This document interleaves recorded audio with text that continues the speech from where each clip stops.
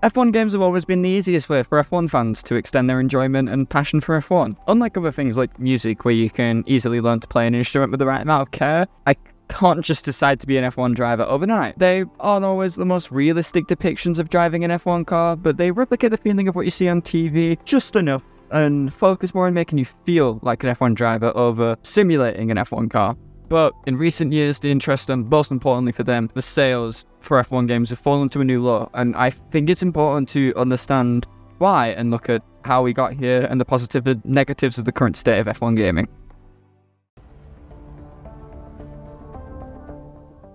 So I think the best place to start is around 2014, the year after the launch of what was then next-gen hardware, the PlayStation 4 and Xbox One. Codemasters decided to focus on developing an entirely new engine for their own games, in which case led to them treating F1 2014 as a stopgap release. This was really poorly timed, as it was the same year we saw a change in F1 regulations that stuck to this day, the new V6 hybrid engines. And usually with most racing games that simulate a real-world sport, you want to be all hands on deck with new regulations and use it as an opportunity to reset and try new things. The same way that the Car of Tomorrow era NASCAR stock cars were introduced with the first EA NASCAR game of the 7th gen, NASCAR 08. Codemasters had already committed to the new gen though, and had a skeleton team working on a game that needed wholesale changes, but was stuck with an engine that was suited for V8 era F1 cars. This led to a game with less content, horribly balanced AI, engine sounds that rival narcolepsy snores, and a catastrophic downgrade from what many people considered the best F1 game of that generation, F1 2013. The idea for this store was to let the main F1 team focus on starting the new console generation, so surely that worked, right?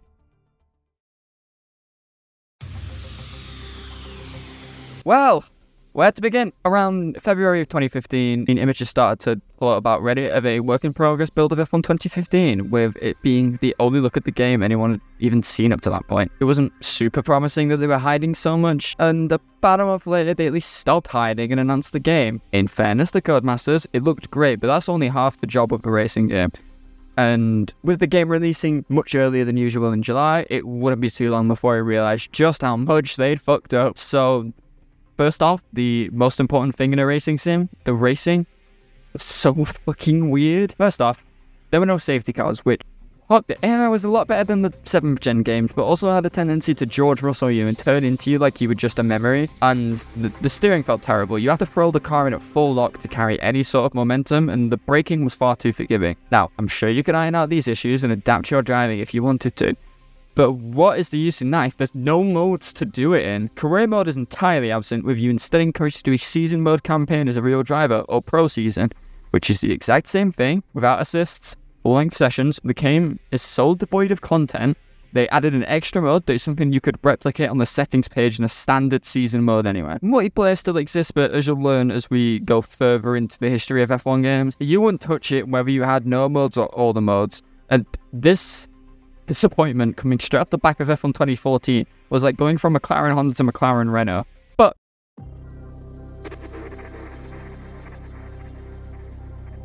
in July 2016, Codemasters repented for their sins and revealed F1 2016, which immediately announced a career mode, expanded multiplayer, manual starts, and formation laps. The game came out a month later, and as someone who spent a lot of time with it, it was the exact response to 2015 that was needed. The handling was still a little off, with braking feeling super heavy and only really rewarding a driving style that had quite late turn-ins.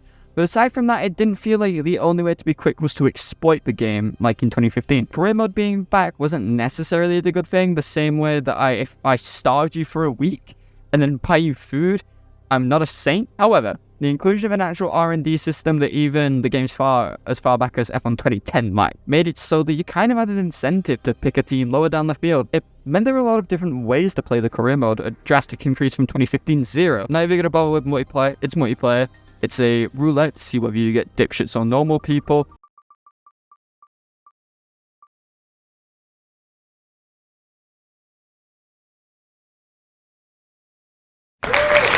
And the AI is still sidepod glitching into you and causing crashes, but honestly, I watched the entire 2021 season. After watching Max and Lewis, I'm convinced the battles are realistic. Watch your jet, bro. Watch your jet!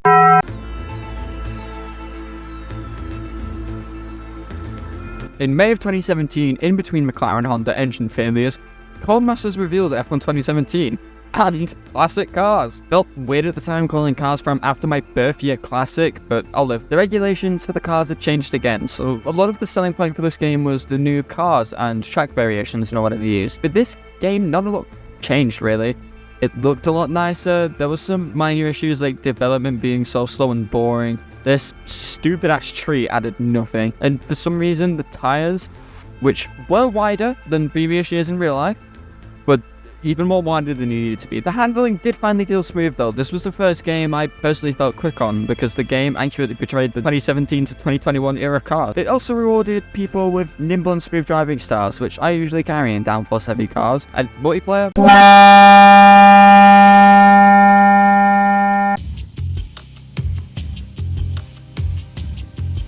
as much as I want to be positive here, if I go 2 months from release to reveal and your biggest talking point is interviews, I am prepared for the stopgappiest stopgap that ever stopgapped. Talk about the game seriously for a second. Visually, it's a lot nicer than 2017, lens flare aside. The handling always felt great to me. I couldn't tell you any major differences from last year's game, but come back to me when I've done more than a year of my engineering degree and I'll come back to you with a better review. ERS modes are in the game as well, but they're not super important this time around. You have to toggle all of the options manually for deployment, meaning it all feels so sluggish and almost isn't worth it in a race. So all it really does for 2018 is help you go a little bit quicker in qualifying. Career obviously adds interviews, which are supposed to change my reputation or something. R&D feels a lot better though. I remember doing about 6 separate saves, fixing McLaren in a few seasons, and having Van Dorn as my teammate out of pity after he got banished to Formula E. The AI race, well, can't tell you any major differences from 2017 again, and the multiplayer is...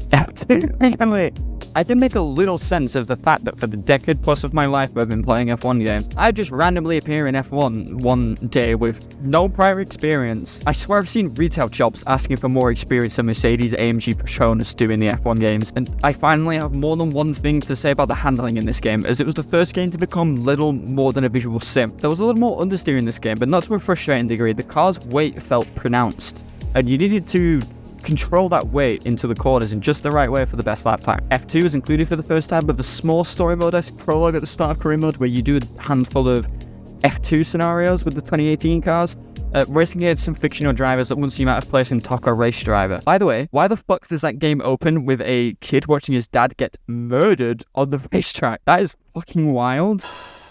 Career has driver transfers for the first time. However, the logistics of how Max Verstappen would end up at House are lost on me. AI are good, game looks very good. They fixed the night lighting. I still think this is the best looking F1 game, but this is kind of what happens when you don't give up the PS4 yet. And now, I know it's been a gag to refuse to mention multiplayer, but I'm going to ignore it just once. This was the first game where I started to race competitively under the name Bread Bank, and I got a handful of wins and strong results, and with me since going on to do karting and an engineering degree, I think this is the game where I first got that itch to be involved with racing directly, even if it resulted in... Press now, Bread Bank now goes.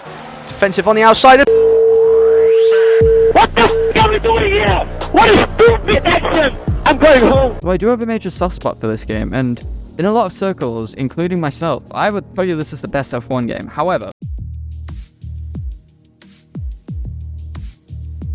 2020, the virus I'm not allowed to speak about, less I be age restricted, curtailed a insane F1 season, which featured a lot of my favourite tracks coming back to F1 or joining for the first time, as well as some of the best memories I have watching F1. First, we'll get the less important bits out of the way. Visuals aren't that much better, and online is online. Online is a gene pool worth incinerating. Handling is a lot more pointy. It's hard to say whether that's a product of the cars improving in real life or the developers improving the handling, but regardless of whose responsibility it is, it's so fun to throw these cars around tracks that for the most part, never got to see these cars race on, with so many races being rescheduled or delayed into the next year. ERS gets its first big change since 2018, with it being simplified for the better, with an overtake button that you can toggle to give a boost of energy. The traction is also improved, with the cars being overall grippier. Most of these improvements were brought about by F1 drivers themselves as well, with Lando Norris, George Russell, Charles Leclerc, and Alex Albon. They took part in quite a lot of charity races and streams during the pandemic. And having the direct input of 4 great F1 drivers, it means 2020 is the best handling F1 game. Driver career didn't see any major changes apart from a name change to complement the new My Team mode, where you get to make your own F1 team and drive for it too. Which, yeah, is a bit unrealistic, but this is a game where Ferrari is actively communicating with me with messages that aren't just questions. We are checking. We are checking that. Okay, we are checking. You get to sign a teammate from a pool of legends, current F1 drivers and current F2 drivers, and make your own team identity from presets you can unlock for free or buy with real money. Classic cars had a nice few new additions in the form of some classic Michael Schumacher cars, and yeah.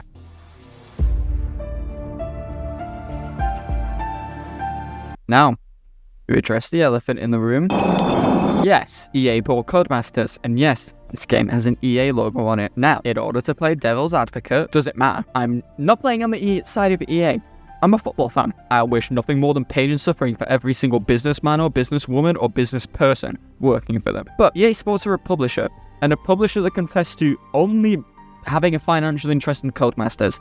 They solely wanted the F1 license to make money from it. Any dumb shit from here on out is Codemasters' fault and their fault only. The same way it was when F1 2014 and 15 dropped back to back like Hiroshima and Nagasaki. Now, continuing with the warfare theme, if you had a high enough KD on Black Friday to get a next-gen console, the new PS5s and Xbox Series X's were out, and that thing that makes a good coaster. Codemasters this time around decided not to move to a new engine, which is fine. There were new regs for 2022, so maybe they were saving a new engine for that. That being said, first off, yes, there is a story mode.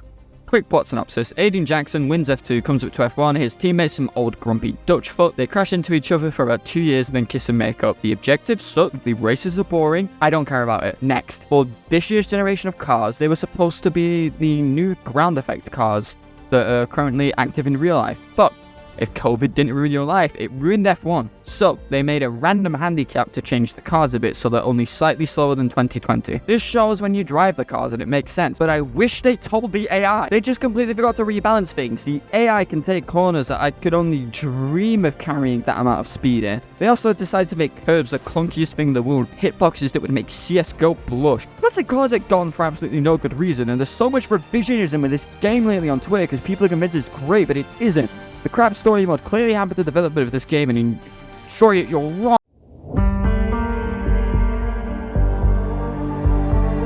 I go go-karting quite often now. Something I find a lot with indoor tracks, they don't really rub it in properly. The polished wood boards that Team Sport and other places use are really slippery, meaning while it can be fun to slide around corners, you can't really grip to the floor the same way you would in a rental and outdoor circuit. Now, what does this have to do with F1 22, you ask? Well, F1 22 is like indoor karting. I guess I'll elaborate on the handling then. So, 22, like I mentioned, was the first year of the current ground effect cars. Lap times drastically decreased for now, as with most regulation resets, as they wanted to focus on cars that can follow rather than cars that generate ungodly amounts of downforce. But the game, to its credit, gets this right. Cars feel slower, not as pointy as 2020 or 2021, and it's a bit easier to follow other cars with the AI being racy and actually reacting to what you do, allowing me to send dive bombs that would make Lando Norris feel insecure. Now, at what point in the regulations did it state every car needs to be willing to spin on command? The traction is almost non-existent in this game. The cars lost downforce, but they didn't lose all traction overnight. And it's not even like it's a more delicate handling model that rewards less aggressive driving either. It's just F1 auto spin curves all over again. And moreover, career mode, both driver and my team gained literally nothing apart from supercars, which you might want me to talk about, but I raise you this. They were removed this year. Did you even notice? It's just baffling to me that they removed classic cars for space concerns in F1 2021 and then replaced it with something so fucking useless. And they added F1 Life, which is great for F1 fans who are also aspiring interior decorators. People put this down to the EA influence, but with F1 2019 already having microtransactions, is it really an EA thing? Their reputation for child gambling and FC doesn't help? But how can you blame them for microtransactions a game series had 2 years before they even were bought out? It's just the fault of gaming. I guess the only good thing this game did was I like the licensed soundtrack. It's nice to have music on in the background while I take a nap to recover from the sad reality.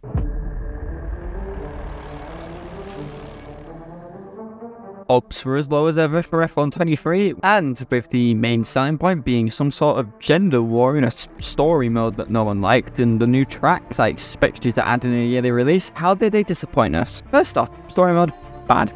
Next, the visuals are nice. They added a little bit of a cinematic look to try and bring it more in line with TV, and it does a good job. And more importantly, the handling is so good. These cars aren't as good as 2020, but they're not as terrible as F1 22 made them out to be. And F1 23 nails it. It's not like they're stable to an unreasonable degree either. It's very easy to burn through your tyres or have the car snap under braking. I think F1 23 is a close third behind F1 2019 and 2020 for the best handling, but the AI is the best out of every single F1 game. They fight back but stay aware of you and have a tendency to fight each other as well. They might be a little too perfect and not inconsistent enough, but the racing is there and that's all that matters. Red flags are also back for the first time in about 10 years. Adding a cool strategy element and making the immersion feel a bit more whole. The issue with this is that you'd imagine a well-handling racing game would do very well, but F1 22 burnt so much of the player base, and there's nothing to do in the game. There's F1 World, which I feel like is just an online mode that EA asked for them to put in just to make it in line with all their other sports games. It has the same progression as F1 Mobile, and I just don't like it, and that's the issue with this game. It's fun to drive, but it doesn't feel like you're doing it for any real reason. Career is the exact same as it's been for 4 games now, and multiplayer is still a hive mind, and the story mode sucks. With the F1 game, half of the reason to buy it is to not only feel like you're driving an F1 car, but to feel like an F1 driver, and the game is only good at half of that. So the best way to fix it is to flip it.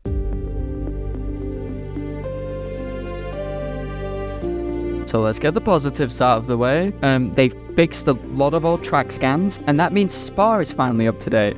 And they got it before iRacing. Career mode has a rating system similar to the real-world drivers. You can hold meetings with teams and sign with a new team behind your current one's back. You can only sign with teams you have offers from, and you can play as real-world drivers. Now, for the big scary word.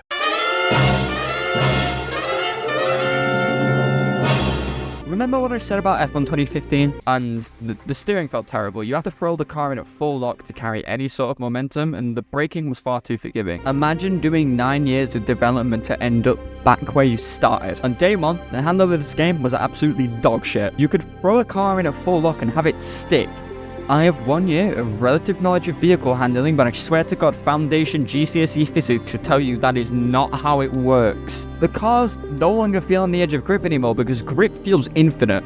You couldn't spin these cars out if you tried, and they fixed it to a certain degree with post-launch updates. It feels marginally better now, but I wish they'd just cave and go back to F1 23's handling. No amount of PR when you tell me Max Verstappen gave you handling advice when he was probably busy flirting with men on Twitch will actually make me believe this is how F1 cars drive. Okay, handling is mildly acceptable now. Does this make the racing okay? Nope, they managed to make the AI stay in a train forever where no one wants to make moves and you can spam ERS. And it's amazing how you could mess something up like this. It's incredible.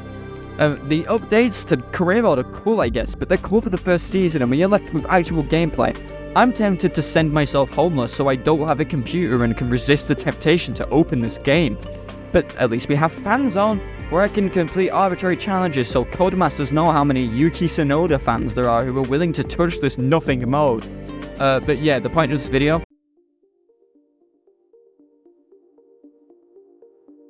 Where do I start? The one thing everyone mentions is they haven't moved engine. And yeah, that worked for the likes of Milestone's MotoGP series. And Codemasters' own WRC, the spin-off thing, moved to Unreal Engine. So why not move the F1 game to Unreal Engine? Well, that's the thing. Apart from MotoGP being some weird anomaly, Unreal Engine is horrible for racing games. Both WRC and Assetto Corsa Competizione run horribly on basically all platforms. So I don't think the right move is the move to Unreal Engine. Especially since they're relying on someone else's game engine to then fit their vision what they want, and that just doesn't work. If I then start working on a new version of the game engine to coincide with the new 2026 regulations, spin off last gen, so you can finally make it look good. You don't need to go full sim, just make the characteristics of the car feel believable. pointy cars that you need confidence to make stick at the apex. Give career sim updates. Add F3 to make climbing up the ladder take longer. Do what F1 Manager does, have drivers from outside F1 in the game so driver transfers can feel fresher for longer. Make rivalries mean something other than a random score after the race. Make that driver's AI race me harder. F1 gaming becoming shit isn't EA's fault, it's Codemasters. They don't have any competition, won't, but hopefully the declining player numbers year on year, hopefully make them see that they need to make these kind of changes, because they got complacent the minute they had F1 drivers willing to promote their game and thought it would make them look better than making a good game. If you take anything from this, go buy F1 2019 and 2020 if you can find them pre-owned somewhere. Pirate them for all I care. They're the good ones, and if you want a modern game, buy F1 23 on sale and mod it. Just don't play multiplayer.